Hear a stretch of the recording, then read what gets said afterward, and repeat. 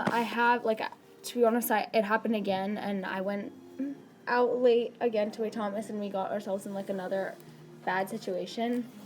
But, I mean, I guess I thought it's just kind of like, I guess you would say, like, it's just, like, you learn from it once, and then sometimes you make more mistakes, and I learned from it again, and I know that, right, like, because last time was recent, and so I know I'm not going to, like, make stupid decisions and get myself in bad situations sometimes, but I mean, I guess I learned from it the first time and the second time, and yeah, so I think.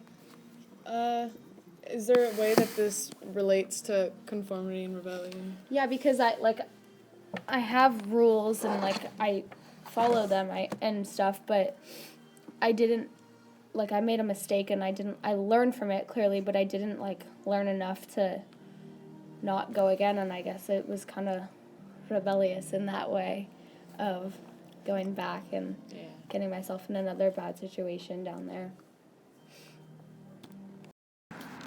I think that conformity and rebellion in Marin is a lot different than other places because of how safe Marin is.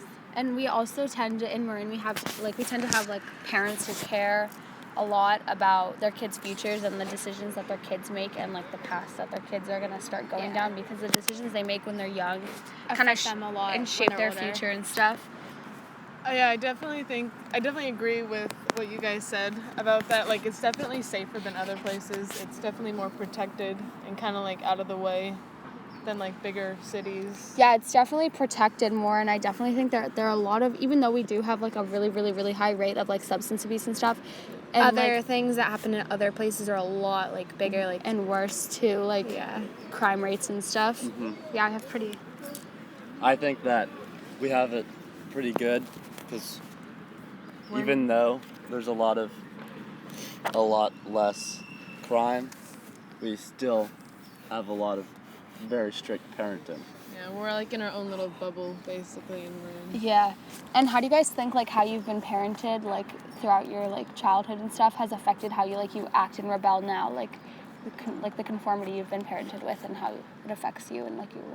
Like, our parents are probably, like, really protective, like most parents, but especially here, because we can really make, like, a difference here. And yeah. And definitely, like, I think that growing up, parents, like, definitely try to enforce things at, like, a young age and stuff to make sure, like, when you get older, you don't do, like, the wrong thing or, like... that you're safe, or just in general. Yeah.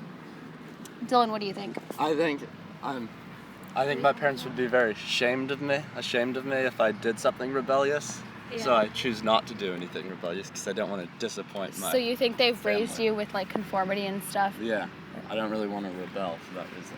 Well, for me, like, I guess my parents let me do a lot of, like, stuff, and they, like, let me go out with my friends and, like, have a good time, but there's definitely always the one thing you ask to do, and they always say no. Yeah. Like, sometimes you avoid asking and you just do it, even though you know if you ask, they would say no and that you're not supposed to do it. Because I think a lot of kids want to try new things, and especially because we're so, like, secluded and isolated from the different, like, we're all curious, I think. Cultures, yeah. Yeah, and we're definitely, like, our parents are really understanding, I think, because they know that we're probably might get into doing bad stuff, but they just kind of give us a chance to, like...